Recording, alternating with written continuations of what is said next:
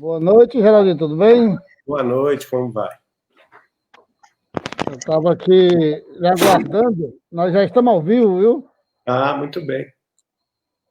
Nós estávamos lhe aguardando aqui, aí, enquanto Bolivar adentra também, a gente conversa um pouco aqui. Pois Tudo bom com não. você, né? De É Wilton, antemão, né? Seu nome? exato, Exato. exato. Prazer. Eu queria iniciar lhe agradecendo, né?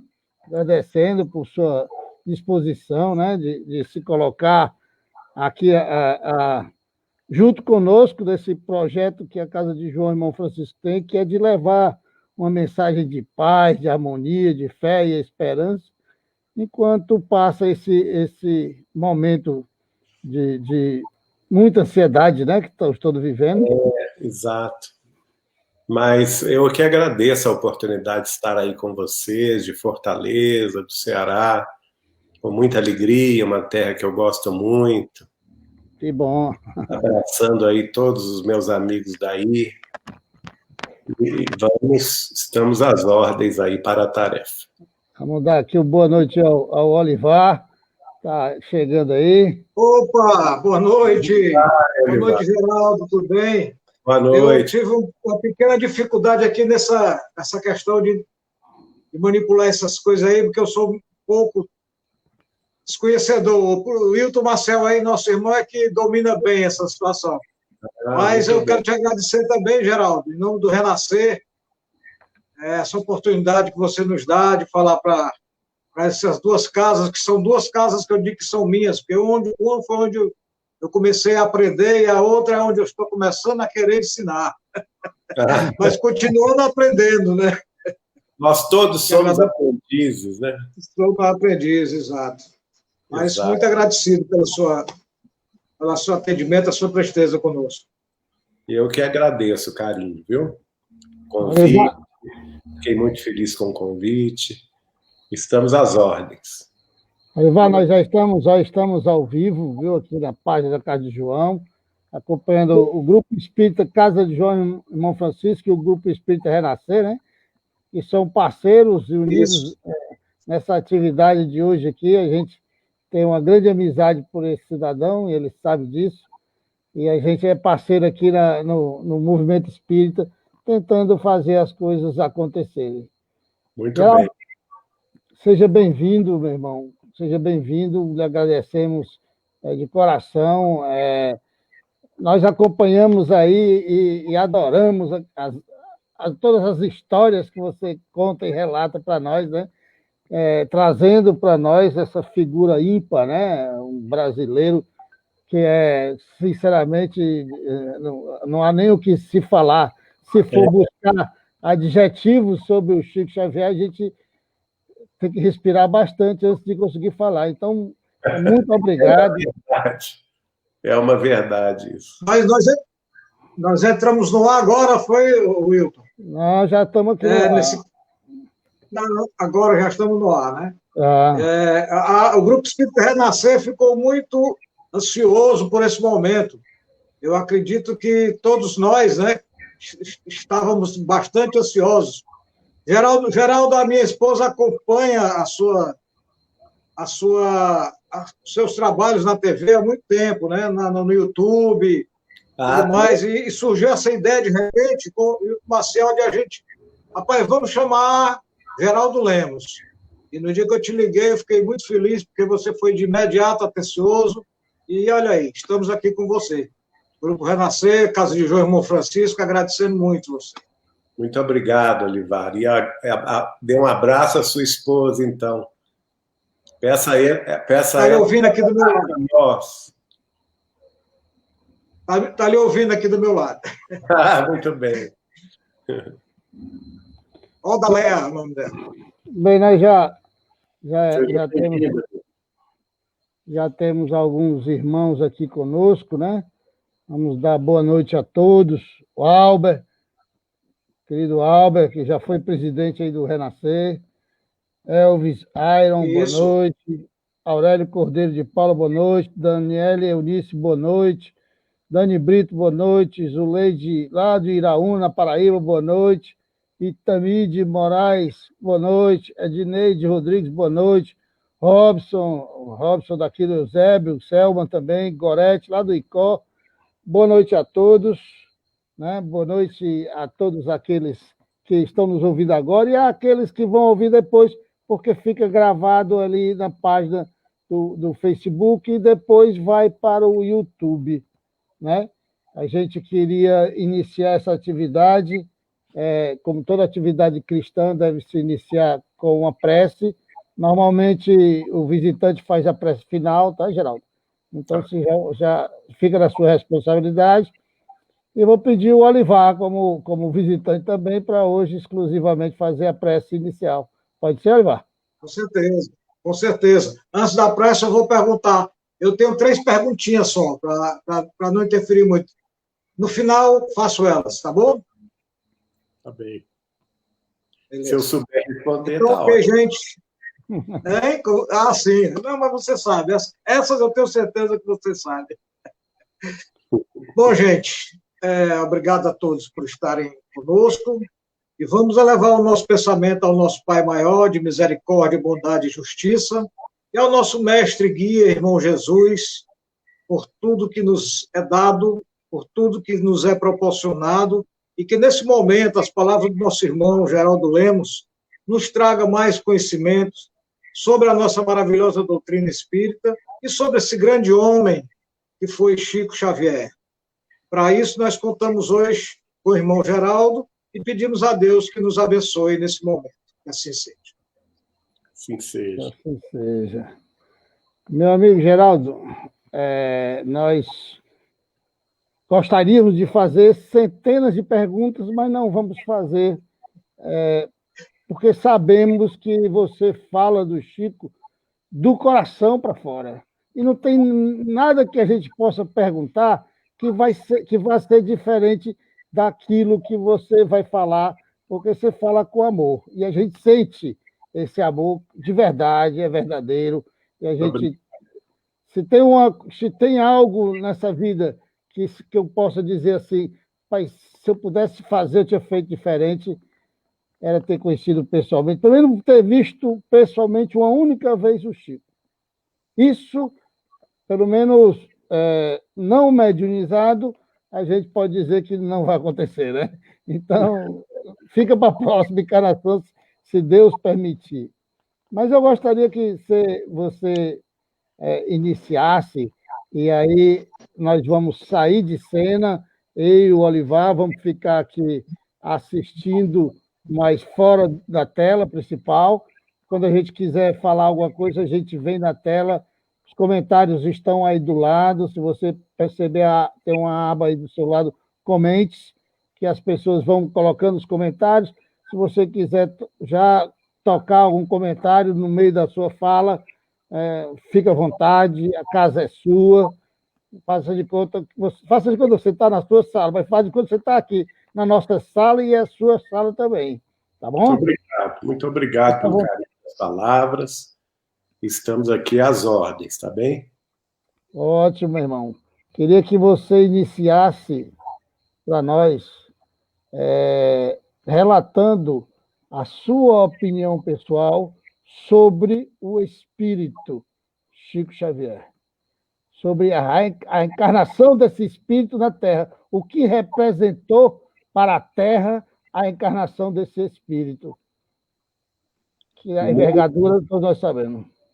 Muito boa a questão aí formulada pelo amigo Tito, e é uma questão que eu venho amadurecendo há quase 40 anos, porque eu creio mesmo que a verdade ela se estabelece aos poucos, não é?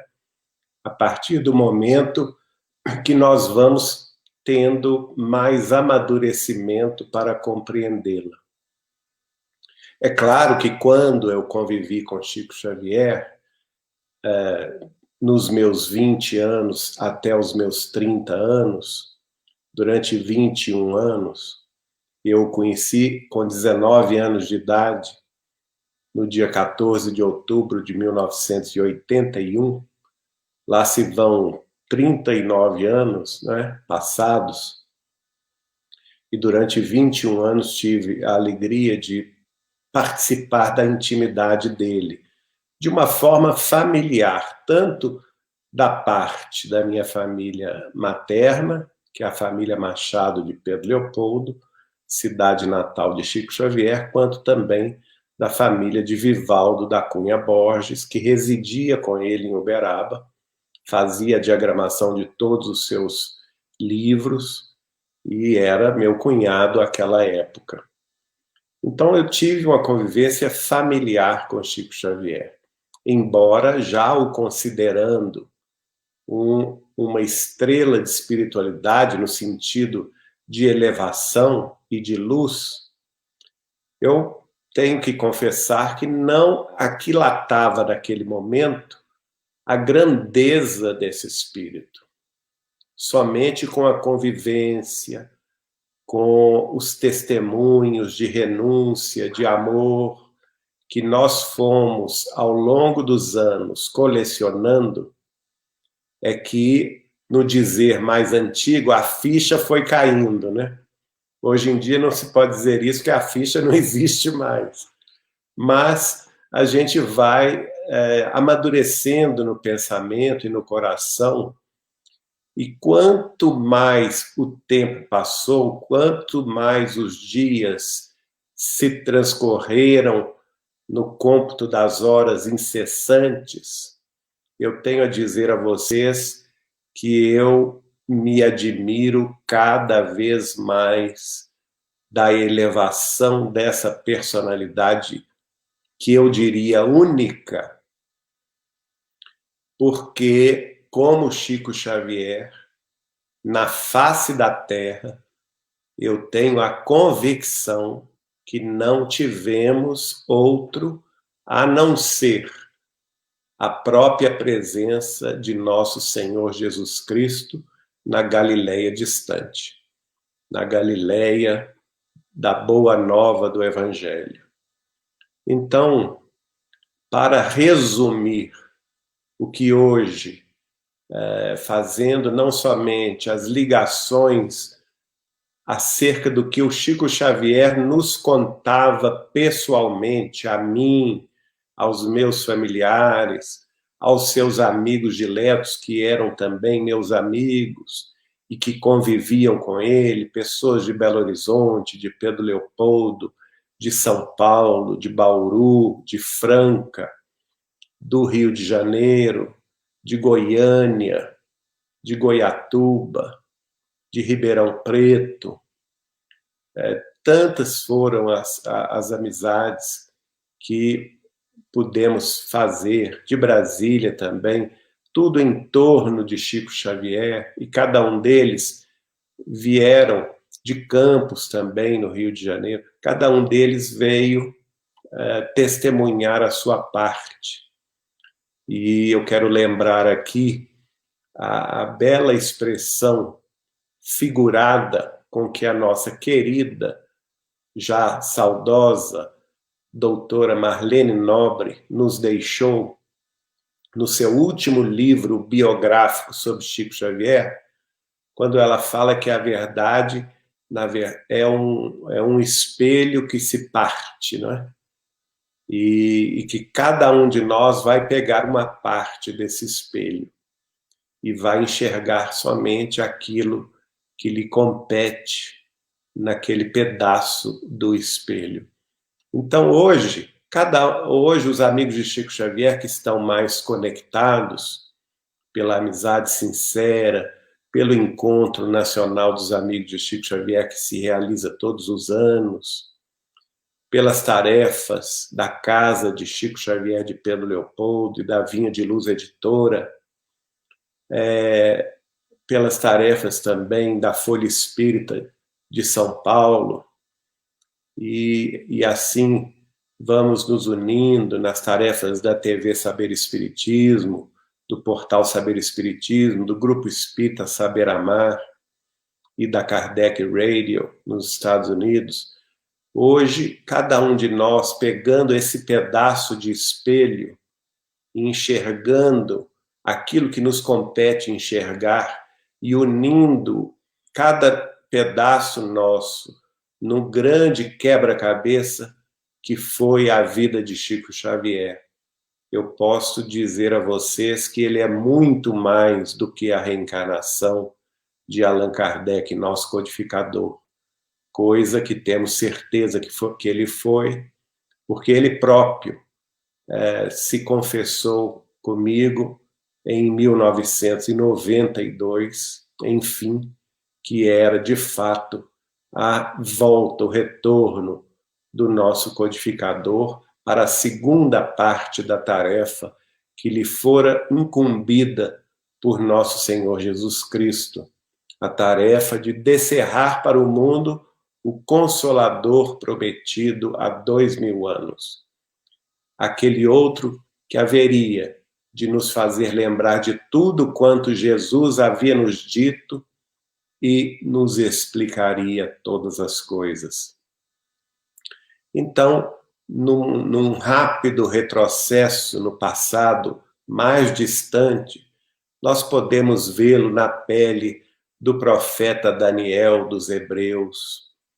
Depois, vamos vê-lo também na pele do filósofo Platão da Grécia Antiga, e vamos vê-lo nas Gálias, um século antes de Cristo, na figura do sacerdote druida Allan Kardec, que, atendendo o chamado do Senhor, tomou corpo na Galileia, na pessoa de João Evangelista, o apóstolo querido, o discípulo amado, aquele que tinha as maiores faculdades mediúnicas, e justamente por isto, aquele mesmo que fora convocado pelo Senhor a enxergar o futuro da humanidade, descerrando-o no livro do Apocalipse, aquele livro que é o último da Boa Nova de Jesus, mas que nos mostrou o caminhar futuro da humanidade até a consumação do século sem fim, na realização do Evangelho do Cristo na face da terra, no futuro que ainda não chegou. Então vamos vê-lo na pele também de Santo Antão, vamos vê-lo assessorando o São Remígio no primeiro Império Franco, se não me engano, com o nome de São Gastão. Vamos vê-lo na pele inesquecível de Francisco de Assis, na Úmbria do século XIII, renovando os conceitos da Igreja Católica Romana pela simplicidade e pelo amor. Vamos vê-lo perseguido pela essa própria Igreja, na pele de Jan Hus, de Praga, vindo a desencarnar na fogueira infame em 1415, na cidade de Constança, hoje Alemanha. Vamos vê-lo ressurgir também na pele de Francisco de Paula, na Itália querida, e depois disso, em Portugal, na pele do sacerdote Manuel de Paiva, no século XVI, assessorando Manuel de Nóbrega e trabalhando ao lado dele na instituição do cristianismo no Brasil, especialmente fundando com ele as cidades do Rio de Janeiro e de São Paulo. Vamos vê-lo, por fim, na pele do codificador da doutrina dos espíritos, Allan Kardec, na França das luzes do século XIX, para quem foi revelado que a sua tarefa não se daria em uma única encarnação e que seria preciso que ele voltasse para completá-la, tendo em vista a amplitude dos serviços que o Senhor esperava fossem desenvolvidos por ele. E, por fim, Francisco Cândido Xavier, o nosso Chico, humildemente se apaga com todas as suas luzes na Pedro Leopoldo de 1909, para renascer no dia 2 de abril de 1910, inaugurando uma nova etapa para a humanidade, aflita e sobrecarregada, demonstrando toda a teoria que havia codificado na vida anterior, na prática da humildade e da renúncia, demonstrando o que seja a mediunidade com Jesus e exemplificando, acima de todas as coisas, a fraternidade pura e legítima, abraçando os corações sofredores e aflitos. Esta alma iluminada e pura nos legou até hoje 530 livros já publicados de sua lavra mediúnica no campo da psicografia, da psicofonia, da intuição, da clarividência e da clareaudiência. Esses livros todos são roteiros de luz que uma vida só não serão descortinados por nós.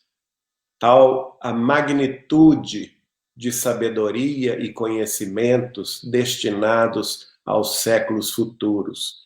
E certamente hoje estou convicto de que precisaremos múltiplas encarnações ainda na terra regenerada do amanhã para compreender a extensão das revelações feitas através dele pelos espíritos amigos e pelos espíritos superiores. Então, na minha modesta visão, nós estamos falando de um missionário da renovação humana, de um autêntico apóstolo do Cristo, que veio, finalmente, realizar entre nós a promessa do Consolador. Alguma outra questão?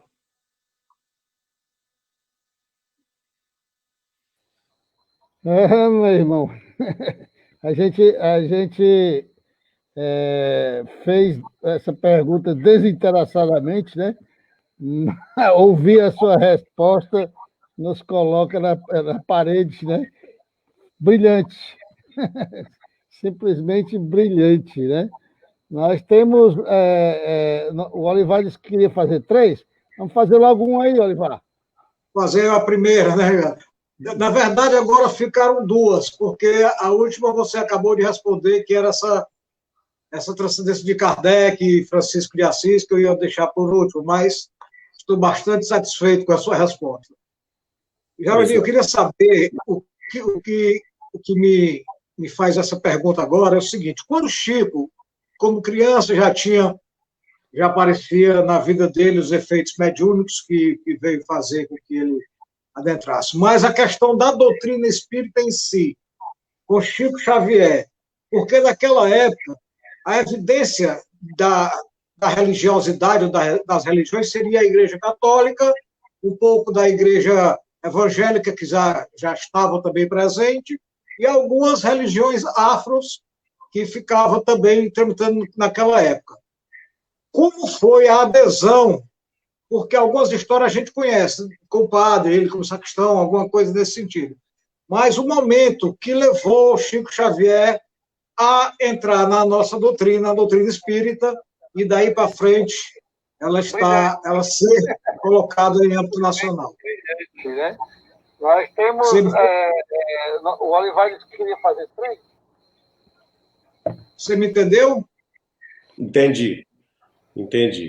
Então vamos lá na resposta. Primeiramente, na biografia oficial de Chico Xavier, nós todos vamos saber, pelos seus biógrafos, que ele somente veio nesta encarnação a conhecer a obra da doutrina espírita com 17 anos de idade, quando houve um fenômeno de obsessão familiar em que sua irmã, Maria da Conceição, estava tomada por espíritos obsessores e o pai de Chico Xavier e a madrasta dele, Dona Cidália Batista Xavier, não haviam alcançado sucesso.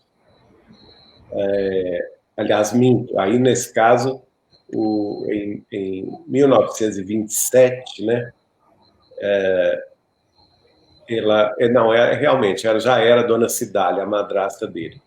Então, eles não haviam alcançado sucesso com os médicos psiquiatras da época, com os hospitais psiquiátricos, com os psicólogos da época, no sentido do auxílio à irmã de Chico Xavier no campo obsessivo. Até que alguém da cidade de Santa Luzia, que era ligado, inclusive, à Federação Espírita Brasileira, indicou um casal de Belo Horizonte, que é o casal José Hermínio Perácio e Dona Carmen Pena Perácio, que era um casal espírita, trabalhadores espíritas da capital mineira, que foram, então, convocados a auxiliar a irmã infeliz. E, em chegando a Pedro Leopoldo, o casal encontrou uma situação realmente triste de obsessão. Dona Carmen era uma médium vidente poderosa e também uma médium intuitiva. Logo notou que o Chico tinha poderes mediúnicos especiais e solicitou a ele que fizesse a conversa fraterna com os espíritos obsessores através da irmã. Isso aconteceu no dia 7 de maio de 1927.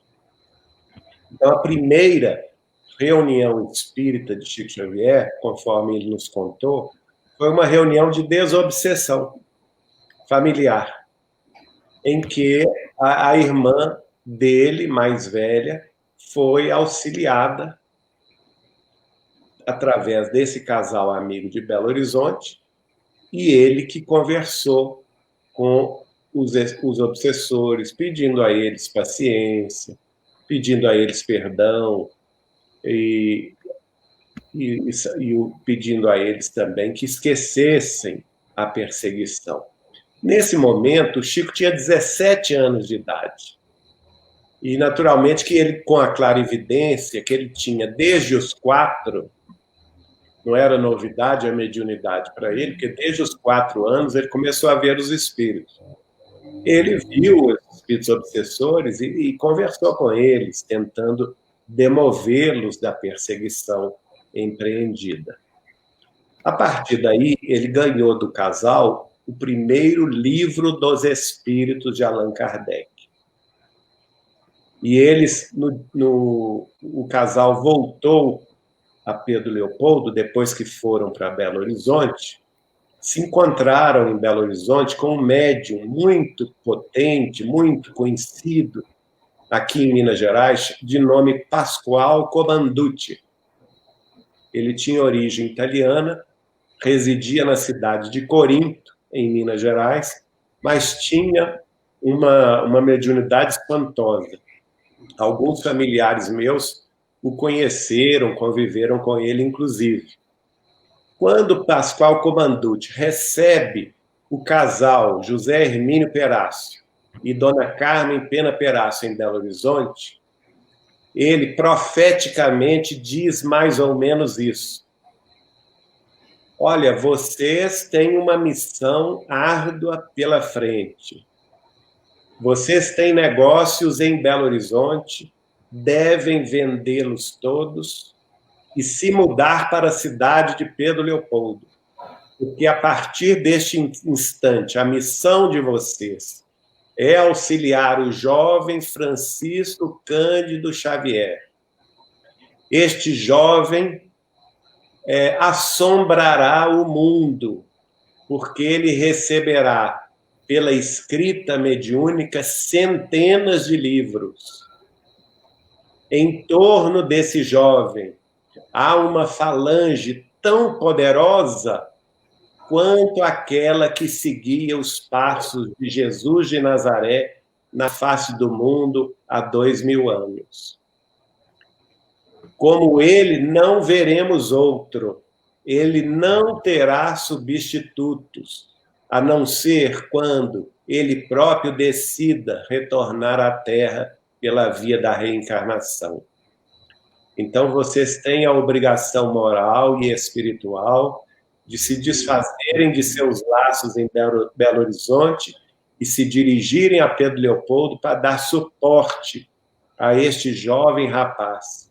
E repito, ele assombrará o mundo. Ele está amparado pelas falanges de Jesus de Nazaré. E aí o casal obedeceu.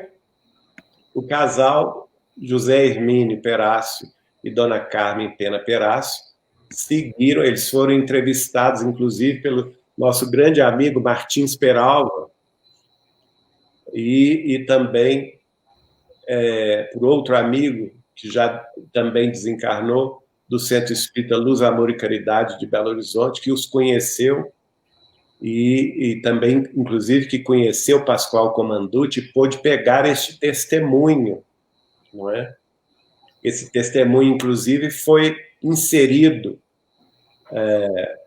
pelo nosso querido Alcântara no livro que ele rascunhou e que foi publicado pelo Divaldinho Matos de Votuporanga, em São Paulo, com o título Chico Xavier em Pedro Leopoldo. Então, isso aconteceu, o casal voltou, vendeu tudo que tinha em Belo Horizonte e se mudou definitivamente para Pedro Leopoldo. No mês, isso, como eu falei, ocorreu no mês de maio. No mês de junho, no dia 24 de junho, olha só, dia dedicado a quem? Ao João Batista, né? Que é o precursor do Cristo. Eles fundaram o Centro Espírita Luiz Gonzaga, no dia 24 de junho de 1927. E com 9 companheiros, entre eles uma senhora que o Centro Espírita foi fundado na casa dela, de nome Dona Josefa Barbosa. E Dona Josefa Barbosa foi quem deu de presente para Chico Xavier o primeiro evangelho segundo o Espiritismo. Até então, ele não havia psicografado nada. Alguns dias depois, eles fizeram a primeira reunião mediúnica pública, que foi a reunião do dia 8 de julho, na noite fria, o Chico falava conosco, a noite fria do dia 8 de julho de 1927, em Pedro Leopoldo, quando a Dona Carmen Pena Perácio enxerga sobre a cabeça de Chico Xavier uma chuva de livros, uma imagem mental que os espíritos amigos fizeram com que ela visse, não é? E ela também ouviu um benfeitor espiritual dizer: dê ao rapaz papel e lápis. E assim o Chico psicografou a sua primeira mensagem, que foi assinada apenas por um espírito amigo, e teve 17 páginas, e como ele próprio disse, ninguém se preocupou de guardar, nem ele próprio. Não é? Olha a humildade desse espírito, né? Recebeu a primeira mensagem, então começou a sua tarefa, que duraria 75 anos sucessivos e ininterruptos. 75 anos que começaram no dia 8 de julho de 1927 e terminaram no dia 30 de junho de 2002. porque no dia 29 ele recebeu a última mensagem no Grupo Espírita da Prece de Uberaba. Agora, isso é o que todos conhecemos das informações oficiais, não é? Dos biógrafos oficiais que entrevistaram pessoalmente todos esses que testemunharam a respeito, inclusive o próprio Chico. Agora, para nós, na intimidade do seu lar, quando ele vai, então, assumir, no mês de março do ano de 1992, que era ele, de fato, Allan Kardec reencarnado, ele vai me dizer que este fato, quer dizer, ele reconheceu este fato, não é? E disse-me assim: é uma coisa muito curiosa este fato, Geraldinho, porque desde quando me entendo por gente, na minha meninice, em Pedro Leopoldo, quando eu tinha 5 anos de idade, eu guardo integralmente na memória todas as páginas do Evangelho segundo o Espiritismo. E chorando, as lágrimas caindo sobre ele, na face, molhando o paletó, e eu também, Eliana, que estava presente, minha mulher na época, nós ficamos tão emocionados que a gente não sabia nem por que estava chorando, mas era lágrima para todo lado. Tal a emoção da hora, do momento, inesquecível, ninguém vai tirar isso da gente, né? Porque nós ouvimos isso e vivenciamos isso ao lado de Chico Xavier. Ele chorando, passando a mão sobre os olhos, né? Como se estivesse olhando, recordando-se da sua encarnação como Kardec, na França distante. Ele vai, então, ele já tinha nos mandado pelo correio o livro autografado Kardec Prossegue, de autoria do nosso amigo e amigo de Chico Xavier desde 1969, Adelino da Silveira, da cidade de Mirassol, São Paulo. Autografado por ele, que é o primeiro livro que assume, em 1991, final de 91, início de 92, a tese de que Chico Xavier é Kardec reencarnado. E o próprio Chico nos autografa o livro e manda pelo correio. E aí, nesse momento, quando ele vai nos contar isto, chorando, ele se levanta, dirige-se ao quarto ao lado, pega um segundo volume do Kardec Prossegue, senta-se na mesa e autografa para nós outros, como que chancelando aquele momento inesquecível, não é? Agora eu pergunto a vocês, como pode uma criança de 5 anos de idade guardar na memória todas, porque isso é a expressão que ele usou, todas as páginas do Evangelho segundo o Espiritismo? Se essa criança não seja ou não foi o próprio codificador quem as reuniu em livro no século anterior, não é? Olha. Chega da vontade de chorar. Que história. É um negócio incrível. Geraldo, meu irmão, vamos aqui para as perguntas. O pessoal está aqui. Você já respondeu uma boa parte dessas aí, do nosso querido Alan Sérgio, né, que pergunta: as revelações das encarnações anteriores do Chico foram feitas por ele próprio ou por meio de outros médiuns? Ele já se comunicou após o seu desencarne? As revelações foram feitas por ele próprio, mas não de uma forma peremptória. O Chico era um mestre da palavra, não é? E não é difícil imaginar isso se a gente pensar que ele foi Platão, não é? Ele era um mestre da palavra. Então, ele dava para nós, é interessante isso, porque nós, enquanto o Chico estava na carne, cada um de nós, dos seus amigos mais íntimos, os seus editores, né, as famílias amigas de Chico Xavier, de Belo Horizonte, de Pedro Leopoldo, do Rio de Janeiro, de São Paulo, de Santos, do Guarujá, de Ribeirão Preto, de Franca,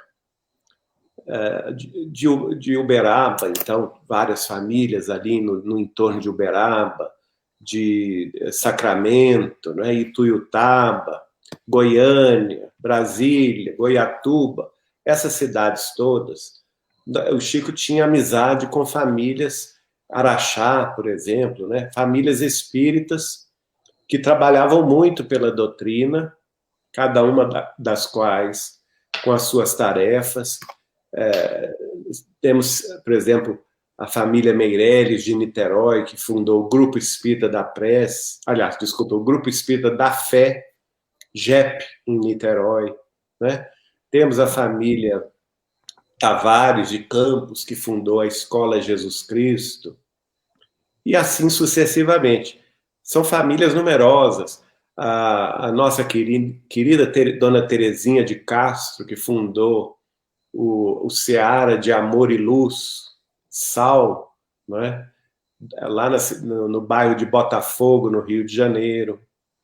A nossa querida Dona Susana Maia Mozinho, era natural do Rio Grande do Norte, mas que vivia no Rio de Janeiro e fundou em Petrópolis o Lar Espírita André Luiz. Né? A minha família materna, a família Machado, que trabalhou com Chico no Grupo Espírita Luiz Gonzaga, Centro Espírita Luiz Gonzaga, e depois fundou, a pedido dele, o Grupo Espírita Sheila de Pedro Leopoldo. E assim sucessivamente, várias famílias de São Paulo, né? Então, o Chico ia falando coisas, as nossas convivências eram como que compartimentalizadas. A gente não tinha muito contato enquanto a gente estava com o Chico. Mas depois que a gente foi tendo intimidade com essa ampliação dos laços afetivos, a gente foi vendo que era um quebra-cabeças que o Chico distribuía, não é? Entre os amigos.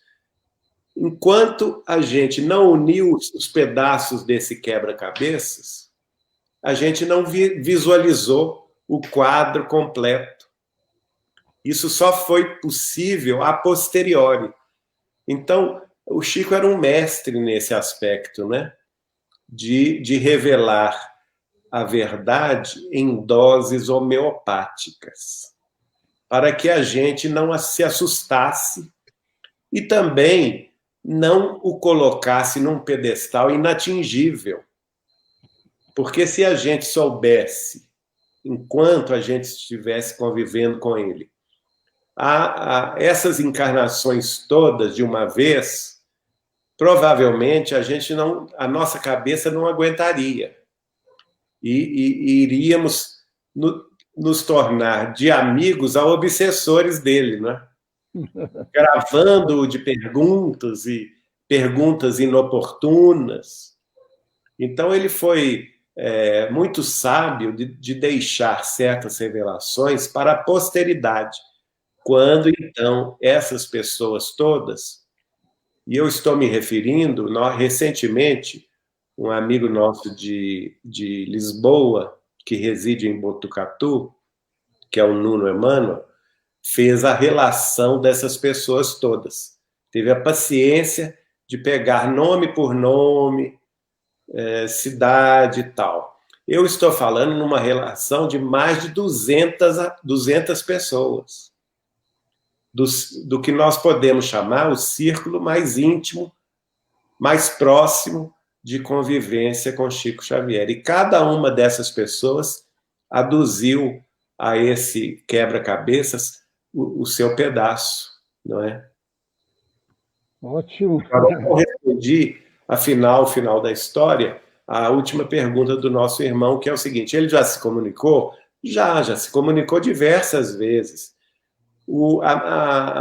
a maneira pela qual ele se comunica mais é através dos sonhos, não é? Utilizando-nos no desdobramento espiritual do corpo físico, através do sono físico, não é? E nos orientando, geralmente de forma muito rápida e muito direta, e geralmente também nos chamando as fadas, né? Puxando as nossas orelhas. Então, ele tem se comunicado. Agora, no campo da psicografia, ele escreveu através da doutora Marlene Nobre, e ele escreveu através do nosso grande amigo comum dele e nosso, Carlos Antônio Bacelli, de Uberaba. Eu tenho para mim que o livro que o Carlos Bacelli recebeu de nome Doutrina Viva ali está o espírito de Chico Xavier em sua plenitude. Agora, me perdoem os demais, mas os demais eu não engulo, não.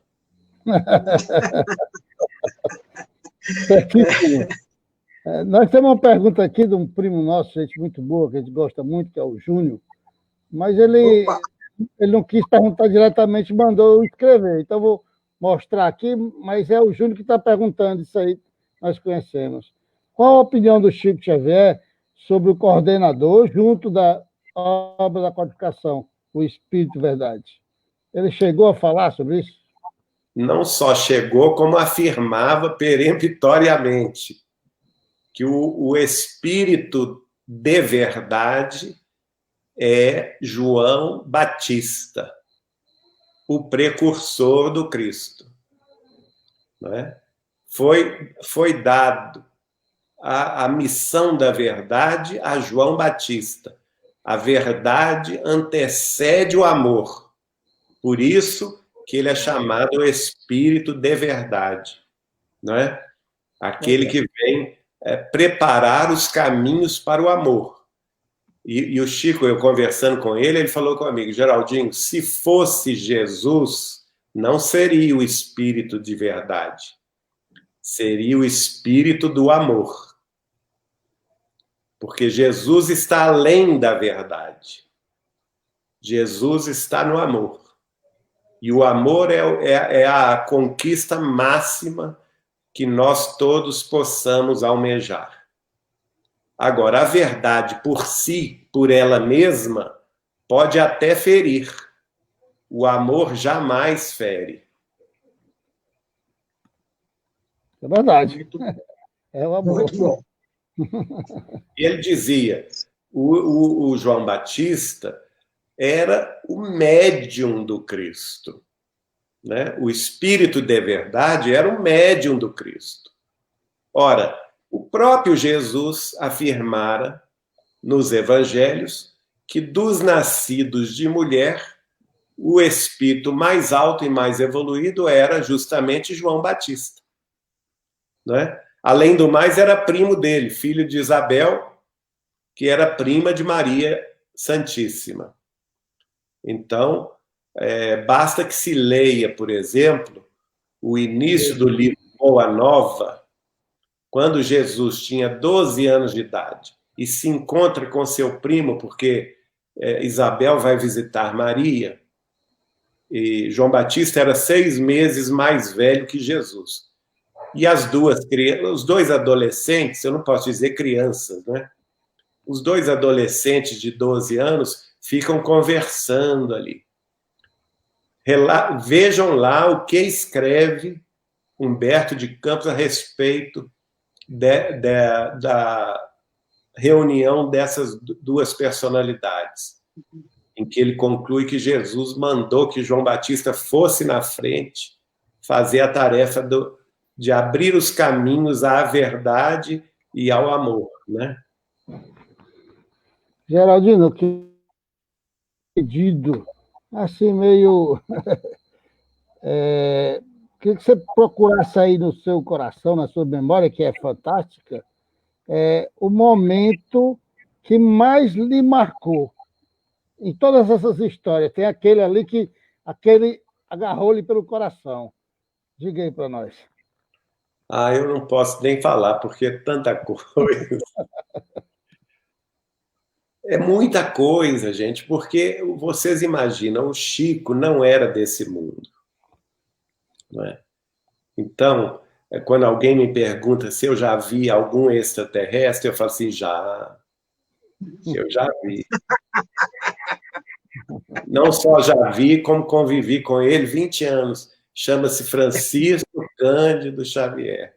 O homem não era desse mundo, em hipótese alguma. Não existe na história da humanidade médium com tal acerto de previsões, com tal profundidade. Ele lia a nossa alma, como se estivesse lendo um livro. A gente não escondia nada dele, nem pensamento. Então, e por vezes éramos repreendidos por pensar mal de alguém ou de alguma situação, né? Sempre. Então, não há assim um caso que eu possa dizer que foi o maior, que mais me impactou. Foram vários casos que me impactaram profundamente. A gente tem aqui um bocado de tempo, não tem pressa não, pode começar. Né? Vários casos. O caso em que ele revela, por exemplo, a guerra atômica de Capella, há 7.000 anos atrás, 5.000 antes de Cristo. Eita. Nós todos viemos degradados para cá. E imagine vocês, nós estamos quase numa, eu vou falar segunda, porque eu tenho dúvida se não é a terceira bomba, né? Nós já estamos numa transição planetária, quase tomando bomba outra vez, porque erramos muito no passado.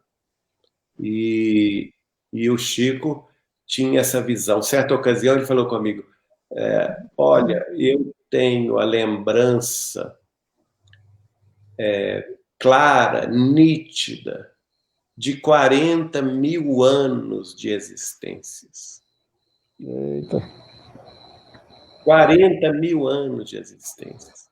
Vocês já imaginaram o que é isso? Se a gente que tem uma lembrança desta vida, eu, por exemplo, eu lembro, o máximo que eu lembro quando eu tinha 5 anos de idade. Não lembro antes disso. Mas eu me lembro do meu aniversário de 5 anos de idade. Ora, e hoje os consultórios de psicanálise e de psicologia, de psicoterapia, estão abarrotados de gente trabalhando os traumas da infância, da adolescência e da juventude, é ou não é? De uma vida só. Agora, você imagina se a gente relembrasse 40.000 anos. A gente não ia aguentar, não é? Então, eu pergunto a vocês, quem tem capacidade de aguentar isto? É um espírito superior. É um espírito da esfera crística. Não resta dúvida alguma. Por isso eu tenho convicção que o Chico Xavier é um ministro do Cristo para a humanidade. Eu posso fazer uma pergunta, Tito? Pode, deve. A gente vê, Geraldo, muitas pessoas, principalmente dentro da doutrina espírita, eu não digo um questionamento, mas fazer um tipo de comentário assim, de responsabilizar, no bom sentido, da doutrina espírita ter essa conotação mais religiosa do que de religiosidade, né? Porque, na verdade, a religiosidade e a religião são duas coisas que estão ali paralelas, mas não é a mesma coisa. Mas aí responsabilizam ao Chico pelo fato de ter tornado a doutrina espírita dentro de uma concepção religiosa igrejística. Você concorda com isso? Não, eu acho infeliz essa senhora que fala isso. Acho ela de uma infelicidade, porque ela não penetrou no âmago da doutrina espírita. Então você entendeu. quem divulga isso, não é, está indo contra a própria obra do codificador, porque, afinal de contas, foi Allan Kardec quem escreveu o Evangelho segundo o Espiritismo, a sua terceira e mais importante obra. É o próprio Allan Kardec que vai escrever, no final do seu último livro, A Gênese, os Milagres e as Predições segundo o Espiritismo, que o Espiritismo prometido por Jesus. Ora, e é esse mesmo Allan Kardec que no primeiro capítulo deste seu último livro, chamado O Caráter da Revelação Espírita, vai dizer que a revelação espírita tem 2 caracteres, ou 2 caráteres. O primeiro de revelação divina, revelação de Deus aos homens, e o segundo de revelação humana, que é a tarefa que cabe aos espíritas encarnados e desencarnados, a tarefa dos homens de buscar a ciência e a filosofia do espírito, mas que prevalece sobre todas a revelação divina. E entrevistando Chico Xavier a respeito, isso está no meu livro Chico Xavier, Mandato de Amor, que fizemos publicar pela Federativa Mineira, que é a União Espírita Mineira, por ocasião do 65º aniversário da mediunidade de Chico Xavier, no dia 8 de julho de 1992. O livro chama-se Chico Xavier, Mandato de Amor. E eu perguntei ao Chico, Chico, a doutrina espírita tem um tríplice aspecto. E nós todos sabemos disso pela própria revelação kardeciana. E eu indago ao senhor o seguinte, qual desses 3 aspectos, filosofia, ciência ou religião, é o mais importante? E o Chico me respondeu, Geraldinho, a filosofia ela é muito nobre, mas ela é um movimento humano de perquirição. De onde eu vim? Quem sou eu? O que eu estou fazendo aqui? Para onde eu vou? É a busca do ser humano por respostas. Mas a mesma filosofia nobre que impulsiona o homem a buscar essas respostas, se ela está afastada de Deus, ela cria a filosofia do niilismo, a filosofia materialista do nada, não é? O materialismo histórico, e é um perigo para a humanidade, porque ela vai pretender arrancar da alma humana a sua religiosidade, a sua conexão com Deus. Da mesma forma, disse-me ele, a ciência é a resposta às indagações da filosofia, porque o homem, curioso, vai buscar conhecer a vida, a natureza, e com isso ele descobre as leis fundamentais da matéria, as leis fundamentais da vida, e compreende mais dilatadamente a sua própria existência e a própria sociedade construída ao longo dos séculos.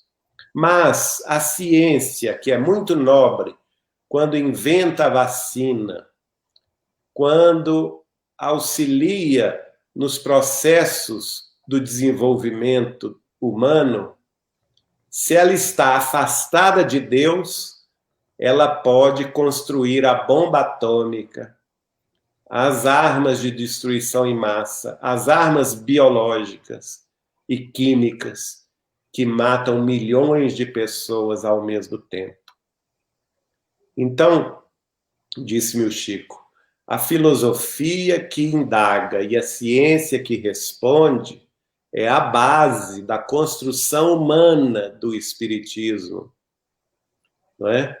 Nós temos a filosofia espírita, que é a nossa pergunta, e os espíritos nos respondem, que foi colocada no Livro dos Espíritos. E nós temos a nossa ciência espírita, que é o Livro dos Médiuns, que é a ciência da mediunidade, do intercâmbio com os planos de outras realidades espirituais, e também a compreensão da união de todas as multiplicidades de dimensões de vida.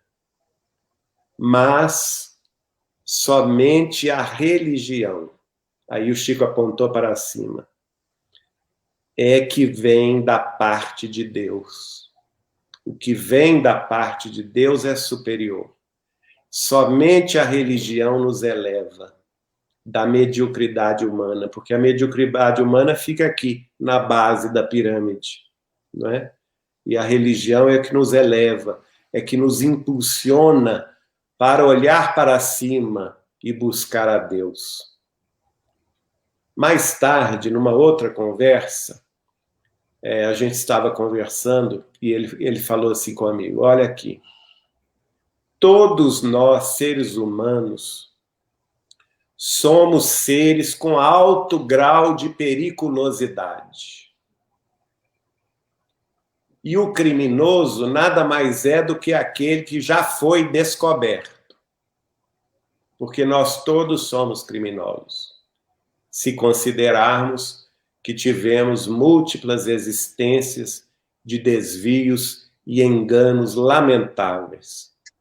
Então, nós trazemos dentro de nós esse alto grau de periculosidade, em que a qualquer momento nós podemos cair nas armadilhas dos próprios erros milenares. E somente a religião é a única força no mundo capaz de nos domar em nossa própria periculosidade.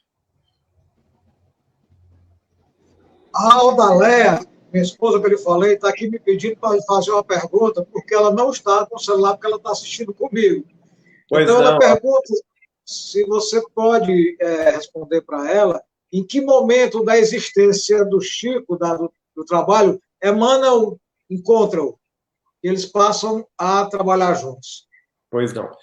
Esse momento foi somente em maio de 1931. O Chico já tinha, a essa ocasião, quase 5 anos de trabalhos mediúnicos. E ele havia passado pela provação de perder a sua segunda mãe, a sua madrasta querida, Dona Cidália Batista Xavier, casada com seu pai, com quem ela teve mais 6 filhos. O Chico era filho do primeiro casamento, né, do senhor João Cândido Xavier com Dona Maria de São João de Deus, que tiveram 9 filhos, e Dona Cidália, segundo casamento do pai dele,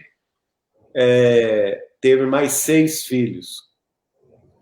E ela, no dia 18 de abril, aliás, 18 de abril, exatamente, de 1931, chamou o Chico no seu quarto e disse-lhe que ela iria partir. Ela já estava sentindo a aproximação da morte.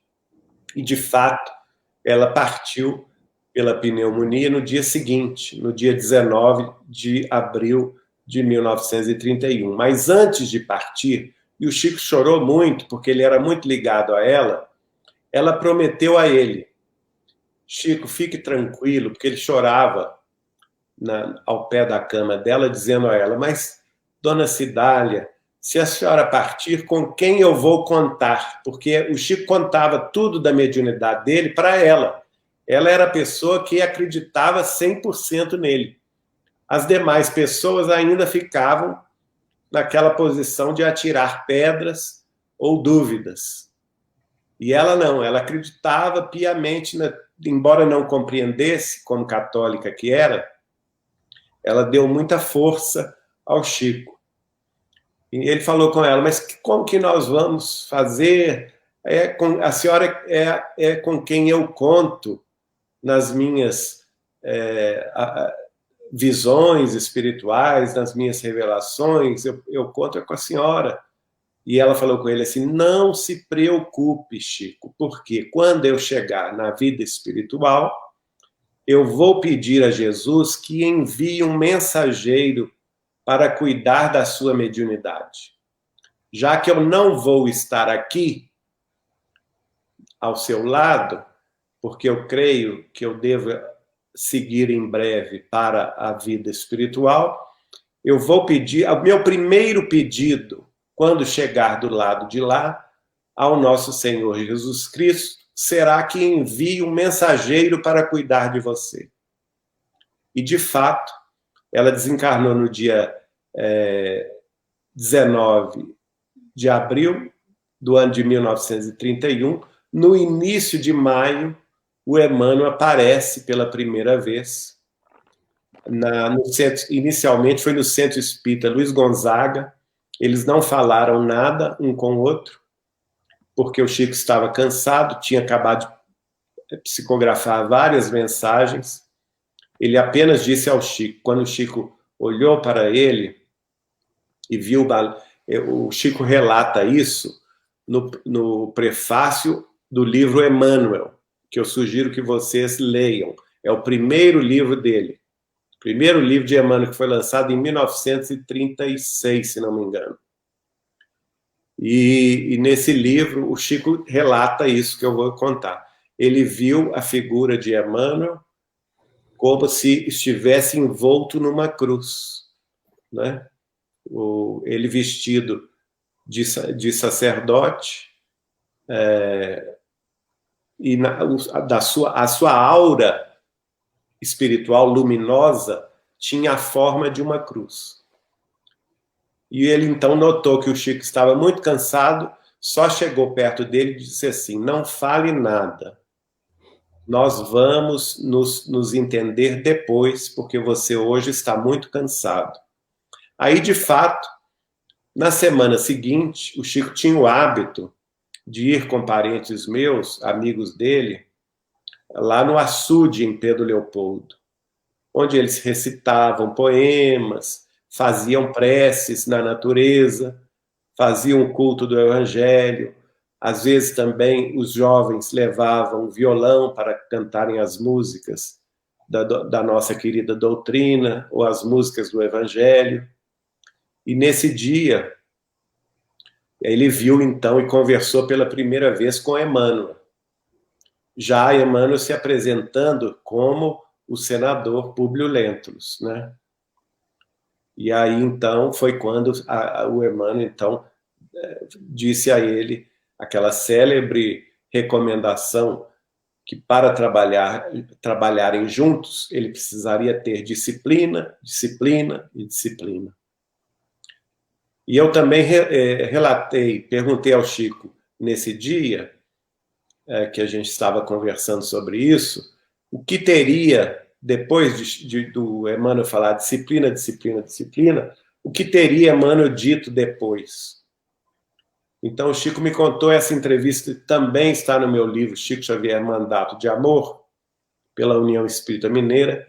O Chico, então, me contou o seguinte, que ele indagou ao Emmanuel qual seria a tarefa dos dois, e o Emmanuel falou assim, para começar, 30 livros. Olha só. Para começar, 30 livros. Alguns anos depois, o Chico já tinha atingido os 30 livros. Achou que estava quites com a tarefa. Curiosamente, Kardec, se a gente fosse contar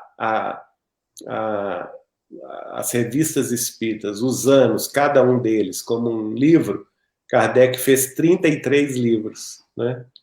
E a primeira tarefa de Chico foi fazer 30 livros. Aí o Emmanuel falou com ele, não, você completou tão rápido que nós vamos dobrar essa meta e vamos passar a 60. 60 livros. Ele pôs a mão na cabeça, nossa senhora. Aí ele completou 60 livros em 1958. É o livro Evolução em Dois Mundos. Espetacular. Espetacular. Aí ele pensou, agora eu estou quite, não é? Não preciso, já dei 2 vezes o compromisso assumido, e aí ele se mudou para Uberaba, achando que ia aposentar-se lá. Aí o Emmanuel aparece para ele em Uberaba. Ah, Chico, já que você chegou numa cidade nova, com amigos novos, vamos começar tudo de novo. E nós podemos muito bem, você ainda está jovem, com saúde, nós podemos chegar aos 100. Ele pôs a mão na cabeça, nossa senhora, mais 40 livros. Em 10 anos, gente, ele completou 40 livros. Em 1959, ele psicografou e publicou o livro Poetas Redivivos, em homenagem ao primeiro, Parnaso de Além Túmulo. Em 1969, né? Ele mudou-se para Uberaba em 59, 69, 10 anos depois, quer dizer, os 10 primeiros anos de Chico Xavier em Uberaba, ele psicografou 4 livros por ano, no total de 40. Aí chegou o 100º, ele já estava aposentado do Ministério da Agricultura, já estava muito doente em alguns aspectos físicos, e pensou, bom, Emmanuel, agora o assunto terminou, não é? Já dei aí 3 vezes e ainda dou troco na tarefa em que nos comprometemos na psicografia. E o Emmanuel falou com ele, olha, eu estou autorizado por nosso Senhor Jesus Cristo a lhe informar que eu tenho aqui, sob a minha guarda, um decreto assinado por ele. Assim ele me contou, mas quando eu fui escrever, ele tirou essa parte de Jesus, tá? No livro, vocês não vão ver Jesus, vão ver, assim, a espiritualidade maior. Mas na hora, ele contou que foi Jesus. O decreto era de Jesus. E o decreto... Aí ele perguntou, mas, Emmanuel, que decreto é este? É um decreto de desapropriação do seu corpo físico até o fim dos seus dias na Terra, para que ele seja utilizado pelos espíritos na psicografia para revelar ao mundo a vida eterna, a vida espiritual. Aí ele, meu Deus do céu, será possível? Mas olha para você ver o pensamento de Kardec nele, né? Porque ele vira-se para o Emmanuel e fala assim, mas, Emmanuel, o senhor há de convir comigo o seguinte, nós somos adeptos de uma doutrina, que é a doutrina dos Espíritos, que nos esclarece que nós todos temos o livre arbítrio, não é mesmo? E o Emmanuel respondeu para ele, sim, senhor, Chico. Nós, de fato, nós temos o livre arbítrio. Então, com todo o respeito que nós devemos à figura excelsa de nosso Senhor Jesus Cristo, eu já cumpri mais de 3 vezes o compromisso, ainda mais 10 livros de troco, de modo que eu tenho direito, com a liberdade que eu tenho de ser humano lúcido, de respeitosamente me negar a continuidade das tarefas. Não tenho? E o Emmanuel falou com ele, tem sim, senhor. Mas, neste caso, eu vou ser obrigado a lhe revelar uma nota de rodapé do tal decreto. E o Chico perguntou para ele, mas e o que tem nessa nota de rodapé? Nessa nota de rodapé do decreto de desapropriação de seu corpo físico para a divulgação da mensagem espírita cristã, disse aqui o nosso Senhor Jesus Cristo o seguinte, caso o médium Xavier se negue à continuidade dos serviços relativos ao Consolador, o senhor Emmanuel tem a minha autorização pessoal para tirá-lo do corpo no mesmo instante.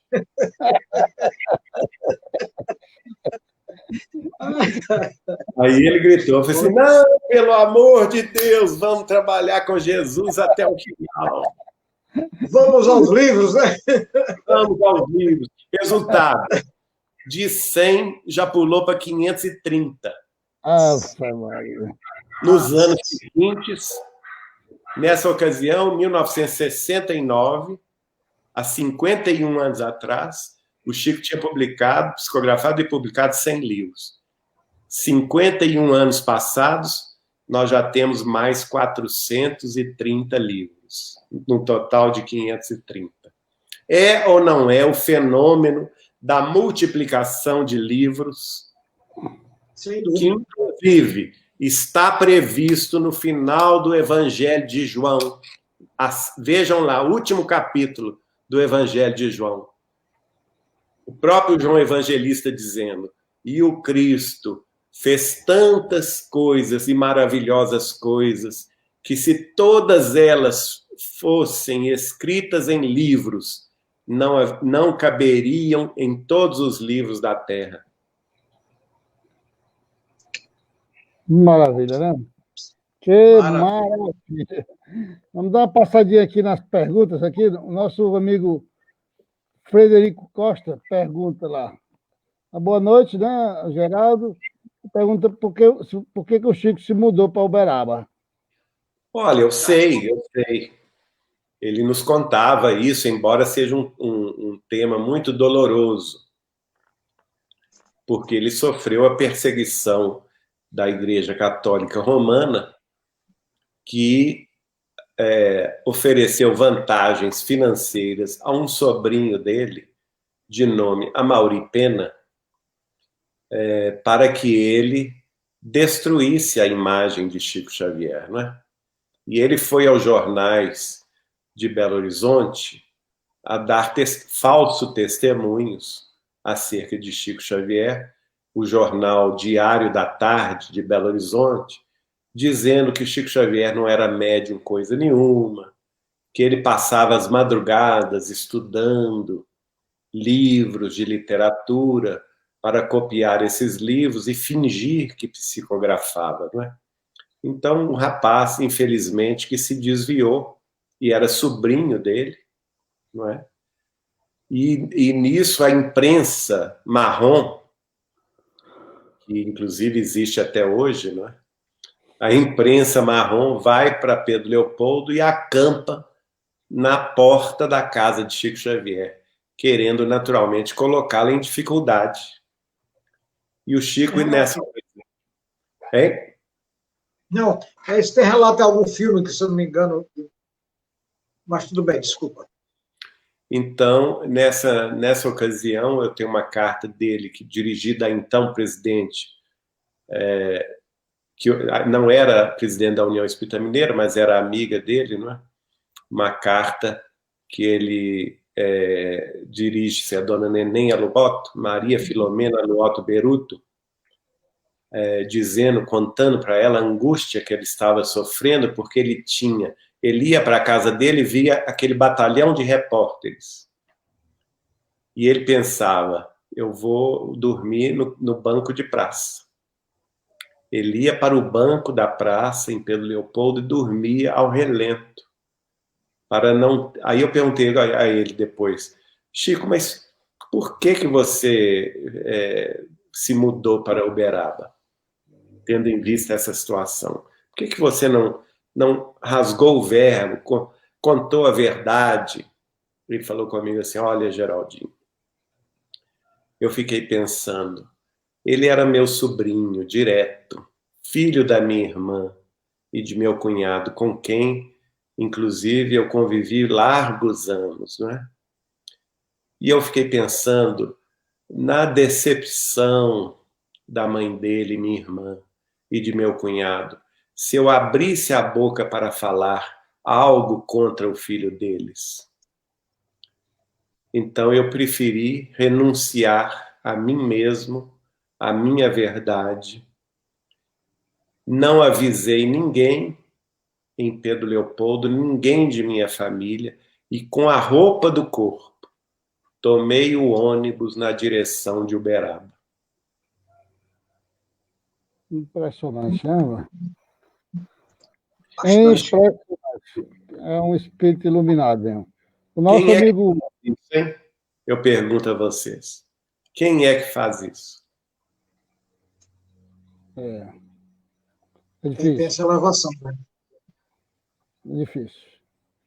Nosso amigo, o nosso primo Júnior, agradece, né, Jadir, porque respondeu a pergunta e ele disse que concordava que João Batista era espírito de verdade. Ele já tinha esse pensamento, né?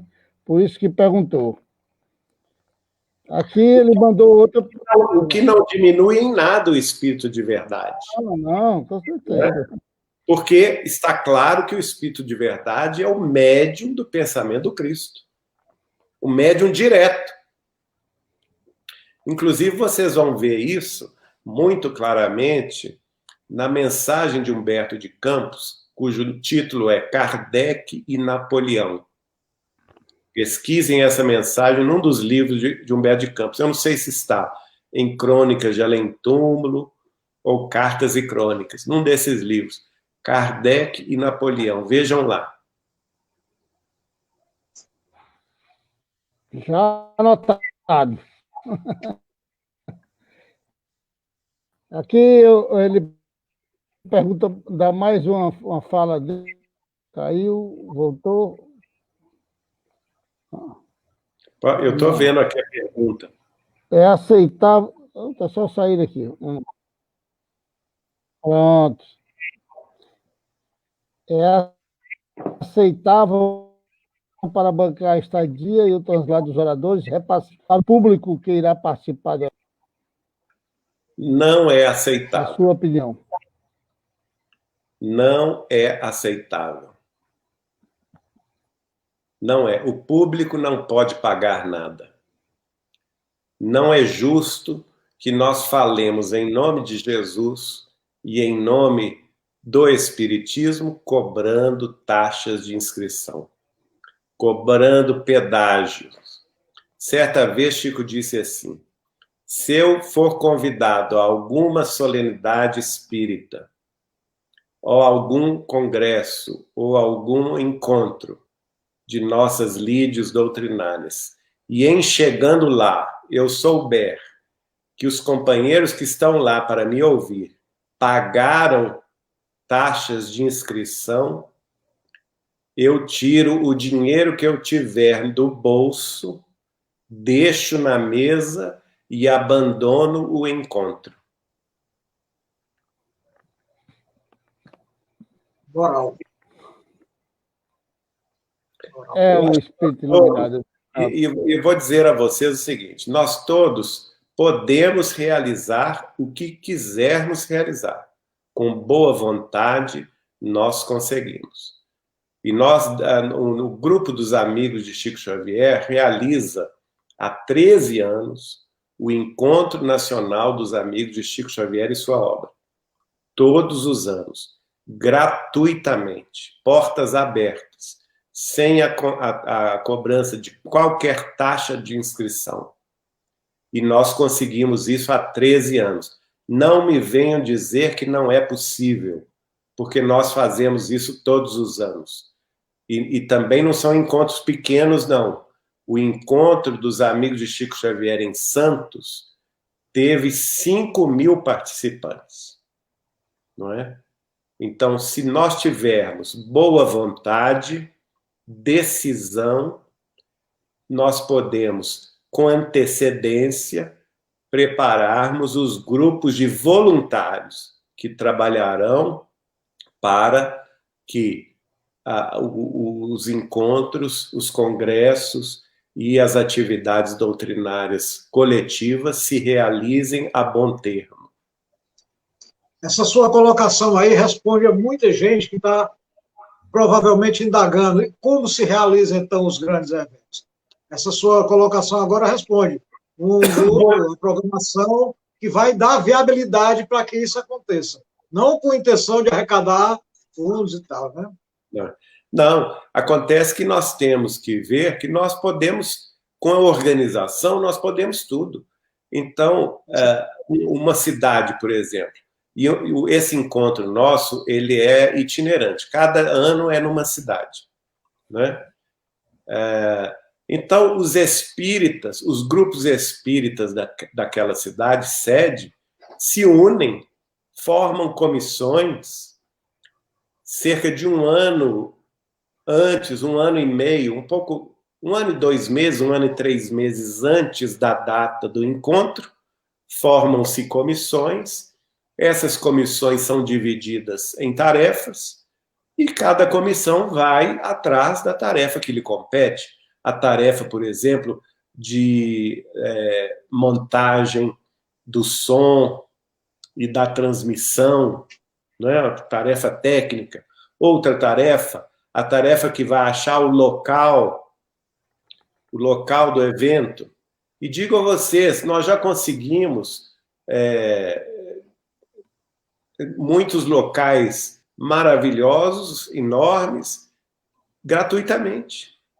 Basta que se organize, se converse com antecedência, não é?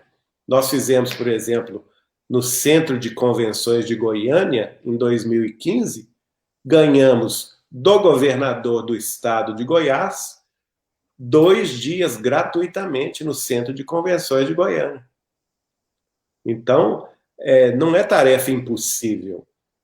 Agora, se a gente jogar, é muito fácil a gente jogar essa despesa naqueles que irão assistir o congresso ou o encontro, cobrando deles taxa de inscrição, porque é uma questão cômoda para quem realiza, porque eles vão pagar tudo, não é? E agora eu fico pensando assim, Jesus estaria presente nesse encontro, sabendo que quem não pode pagar ficou do lado de fora? Eu penso que Jesus e Chico Xavier ficariam lá fora com o povo lá que não teve dinheiro para pagar. Aí você... E a questão da organização da boa vontade faz com que eu vou fazer só um pequeno testemunho em relação à casa de João Irmão Francisco, que é a casa que o Hilton Tito, há uns 2 anos atrás, ele colocou na cabeça que queria fazer um grande evento para que fosse passada a mensagem, trazer gente de palestrantes de fora e tal, e ele conseguiu. Acho que você pode falar melhor sobre isso aí, Tito. É um pequeno testemunho que cabe muito, porque teve palestrante que veio de fora, que ficou aqui, que veio com uma boa vontade, e o evento realizou-se. Houve também, a gente conseguiu na Câmara dos Vereadores o auditório para que isso. Então, não se cobrou nada, não foi feito nada, e foi feito um trabalho lindíssimo, belíssimo, com a participação de palestrantes amigos. Então, olha aí, outro exemplo, não é? Então, é preciso... Certo. Aliás, eu acho até que essa pandemia, nesse aspecto, tem colaborado muito com o espiritismo. Por quê? Porque hoje nós estamos descobrindo a multimídia, que nós podemos, inclusive, fazer congressos virtuais, gratuitamente, para o povo inteiro. Então, é isso aí, minha gente. Geraldinho, eu digo... O Chico me disse assim, certa vez, Geraldinho, o espiritismo é Jesus de novo para o coração do povo. Tudo que estiver fora disto é conversa fiada.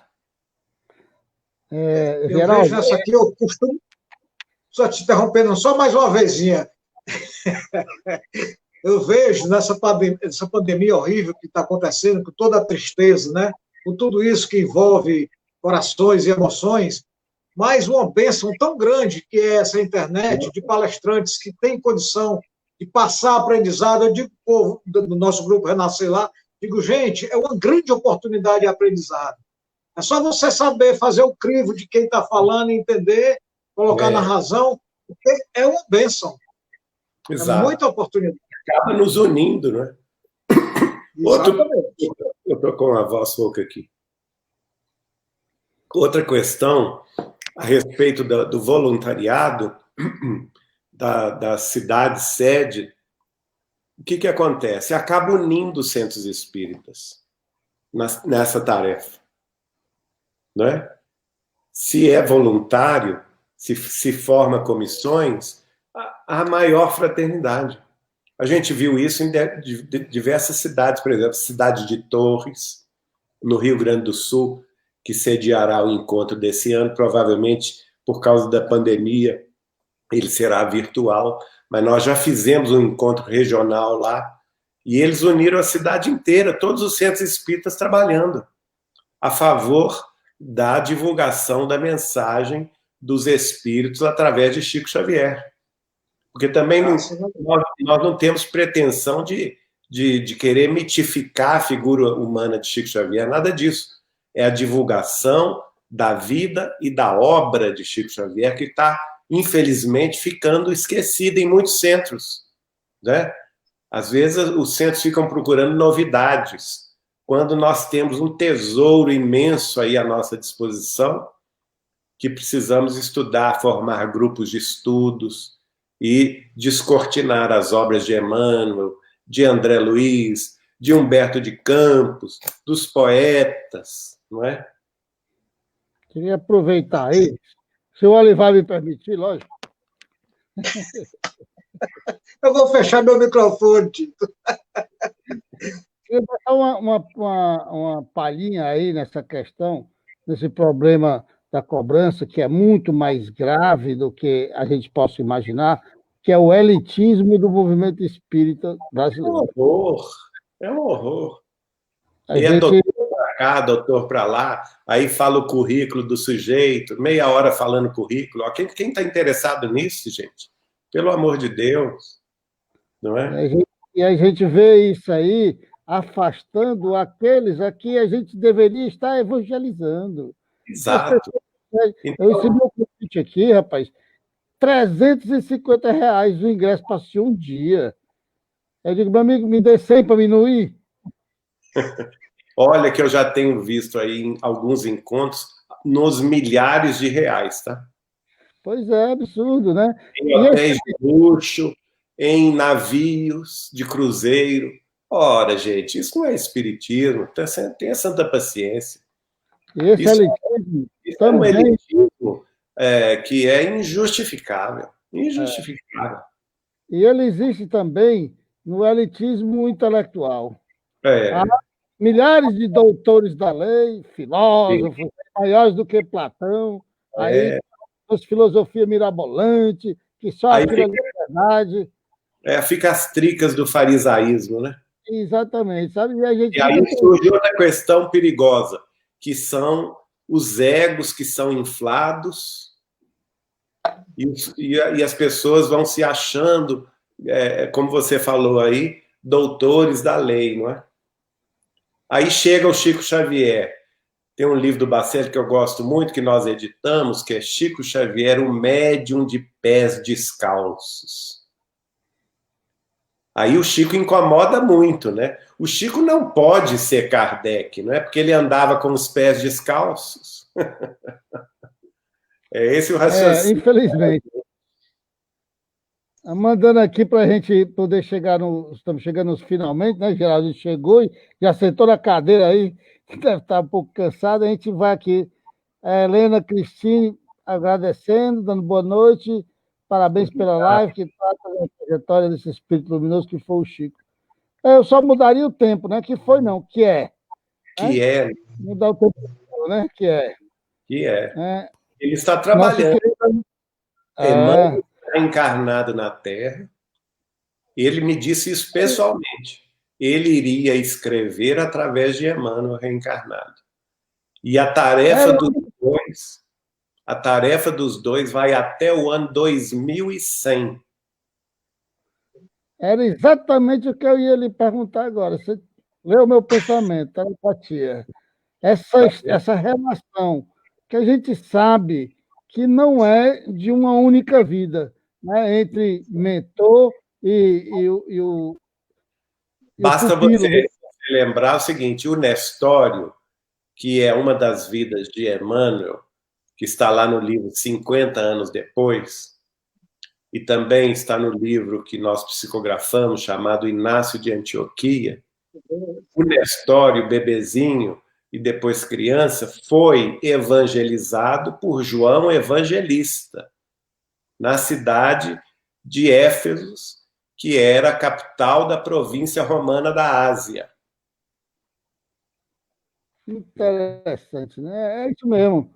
O Hermínio Corrêa de Miranda, no livro Senhores do Tempo, ele faz várias ligações, mostrando que os espíritos eles vêm juntos há muito tempo, né, passando pelas vidas, realizando atividades. Isso é muito interessante. Na lei divina das vidas sucessivas não existe improvisação, né? Não existe. Não existe. É verdade.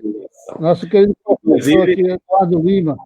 Inclusive, é até ilógico e um contrassenso esse pessoal que defende aí que Chico não é Kardec, que Chico foi uma das médiuns de Kardec. É uma bobagem tão grande isso, porque como que um espírito, que uma pessoa comum, porque as médiuns de Kardec eram pessoas comuns, nada muito especiais.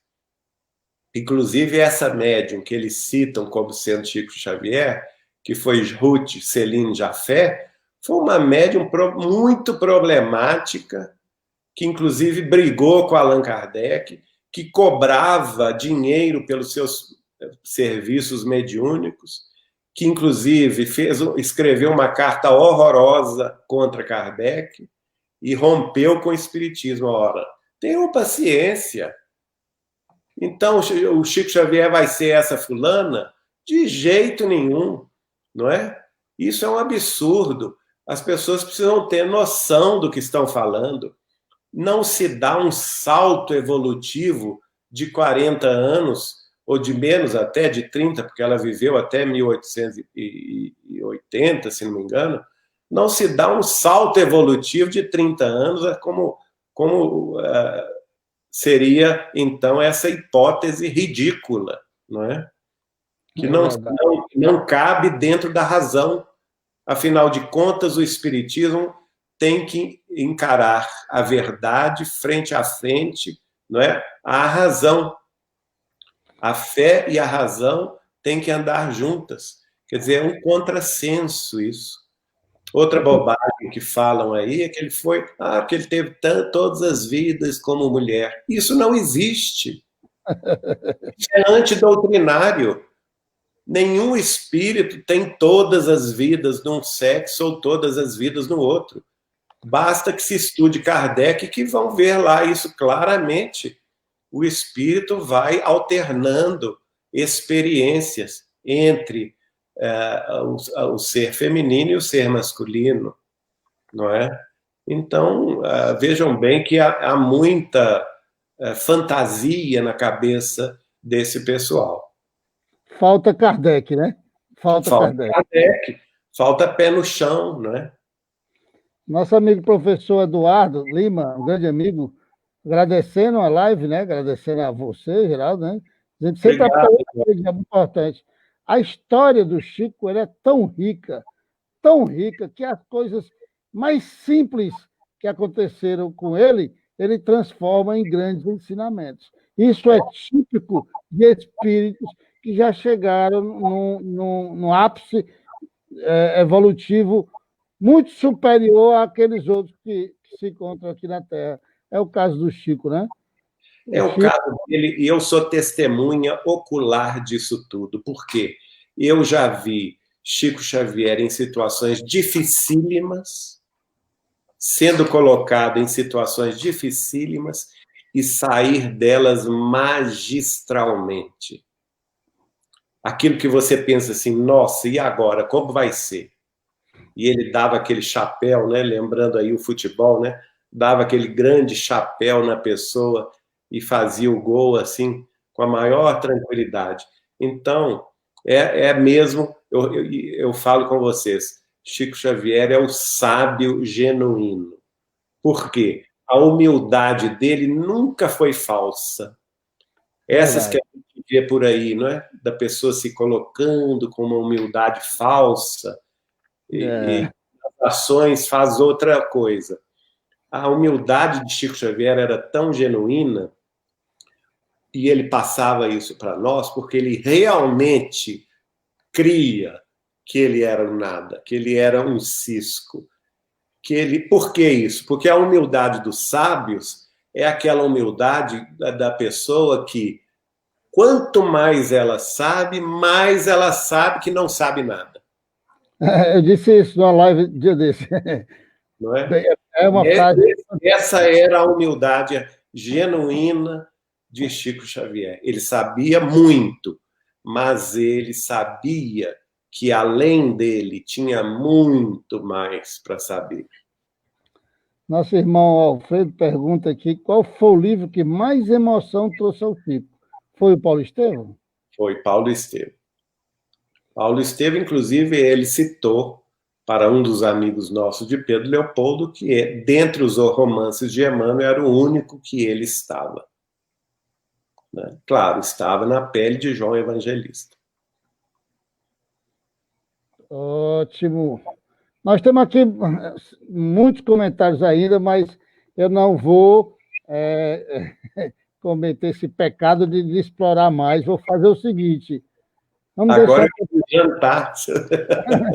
Vamos deixar para o resto para a parte 2.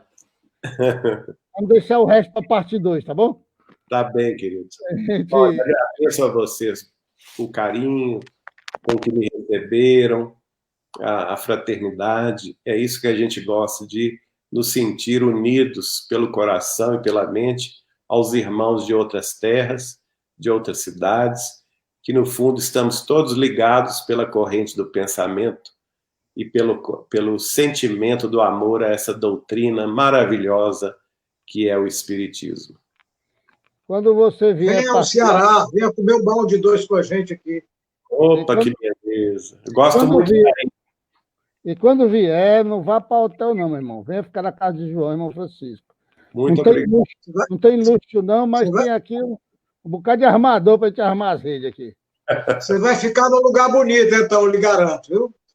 Tá ótimo. Deus que pague vocês. Geraldinho, muito obrigado, meu irmão, pela sua bondade, pela sua expressão do seu sentimento, que a gente sente na gente, toca na gente, o sentimento que você tem quando fala do Chico Xavier, né? Fala com amor, e o amor, eu reputo ao amor, sem sombra de dúvida, a maior força da criação divina, que é capaz de tudo, romper todas as barreiras, seja o que for que houver, o amor sempre vence.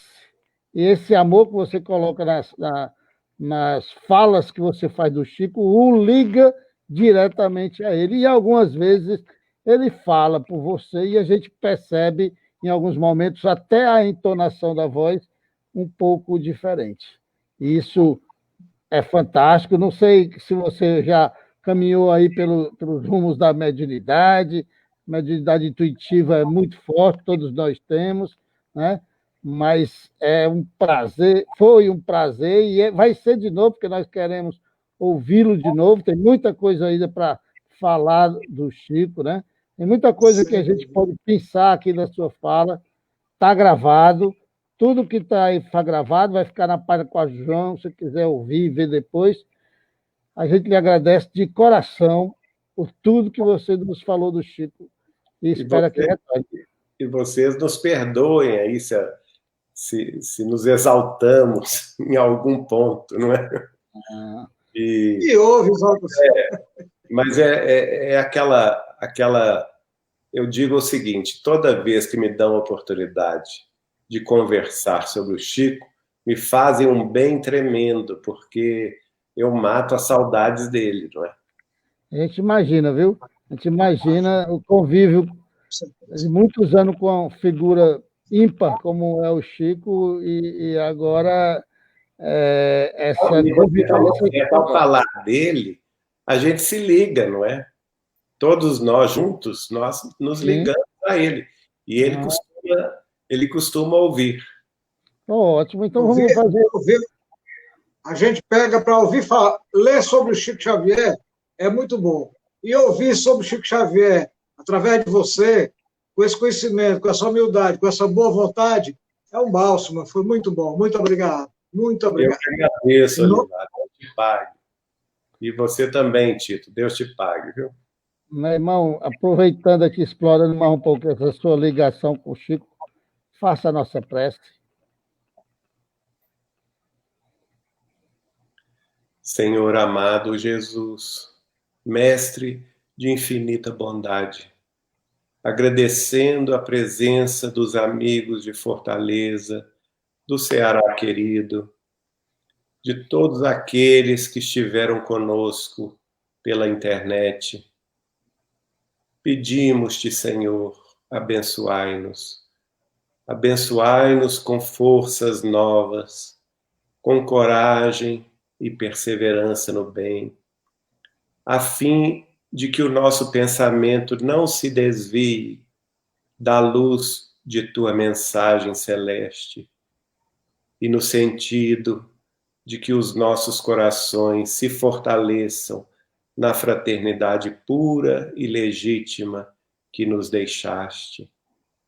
Permita, Senhor amado, que a tua paz seja conosco, aquela paz que nos deste e aquela paz que fica impregnada em nossos espíritos toda vez que teu santo nome é levado em consideração, porque sabemos que em doutrina dos espíritos não há personalidade maior do que aquela de nosso Senhor Jesus Cristo, a quem nos dirigimos, genuflexos de reverência e amor, pedindo a continuidade de tuas bênçãos, Senhor, assim agora, neste momento, como para todo sempre,